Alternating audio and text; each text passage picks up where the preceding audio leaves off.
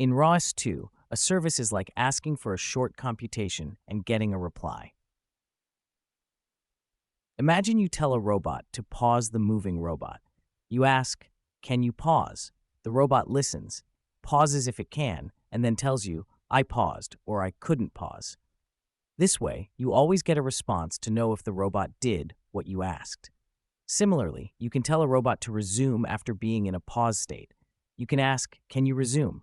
The robot listens, resumes if it can, and then tells you, "I resumed," or "I couldn't resume." Here, this flow is the service mechanism, where the service client, which is usually at a higher level than the service server, requests the service server to pause or resume the robot and return a response.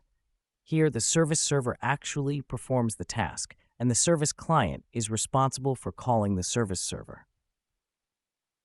Here, the service client and service server are connected to each other if they have the same service name and service type. The service type is responsible for defining the request and response format.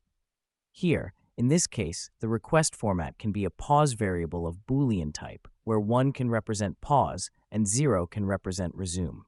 The response format can be a success variable of Boolean type, where 1 can represent that the task given is successful and 0 can represent that the task given is unsuccessful. Overall, services are a request-response communication, where the service client or requester calls the service server or responder to make a short computation and return a result.